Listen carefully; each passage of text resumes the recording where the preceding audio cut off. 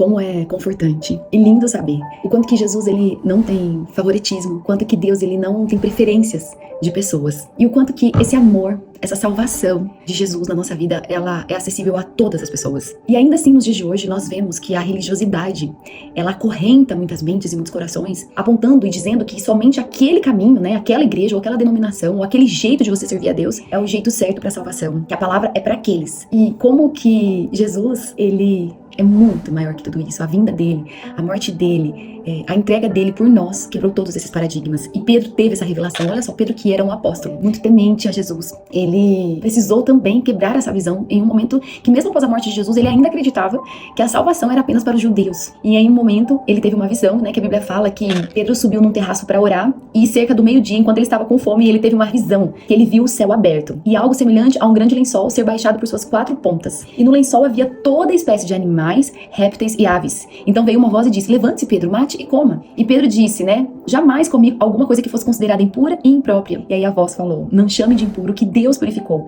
A mesma visão se repetiu 3 vezes. No mesmo dia, ele foi convidado por Cornélio, que era um homem temente a Deus, mas que era um gentil, que não era um judeu. Esse Cornélio, ele teve uma visão, um sonho, né, de um anjo que dizia que era pra mandar buscar Pedro. Ou seja, então no mesmo momento, Pedro teve essa visão e Cornélio teve esse sonho. Pedro era um judeu e Cornélio um gentil, quer dizer, uma pessoa que não era judeu, uma pessoa que, teoricamente, a salvação não serviria pra ele, não se estenderia a ele. Pedro não iria até ele. Mas após aquela visão, Pedro compreendeu e aí Pedro diz: eu vejo claramente que Deus não mostra nenhum favoritismo. Em todas as nações, ele aceita aqueles que o temem e fazem o que é certo. Essa é a mensagem que Pedro tinha que começar a levar para os gentios também, para os não-judeus. A paz com Deus por meio de Jesus Cristo, que é Senhor de todos. Olha, eu fico arrepiada. Jesus, ele nos deu o acesso para todos nós. Para os judeus, para nós que não somos judeus, mas para todos, para todas as gerações. Para mim, para você e para todos aqueles que vão vir depois de nós. Então Jesus, ele não tem presente, passado e futuro. Ele é tudo. Ele é tudo. Ele está presente em tudo. Ele é o que ele é antes da criação. E esse amor, essa salvação está disponível para todos nós. Então nós temos que ter muito cuidado para que a gente não exclua ninguém. Para que a gente não rotule as pessoas. A gente não conhece o que está no coração delas. E muito menos o milagre e o poder que Deus quer exercer sobre a vida daquela pessoa. Então a palavra de Deus vai muito além de uma placa de igreja. Vai muito além da religião que você segue, mas você precisa crer em Jesus. Jesus é a salvação. Jesus é o Filho de Deus. Pedro diz, né, para aqueles que aceitam, para aqueles que crêem e para aqueles que fazem o que é certo.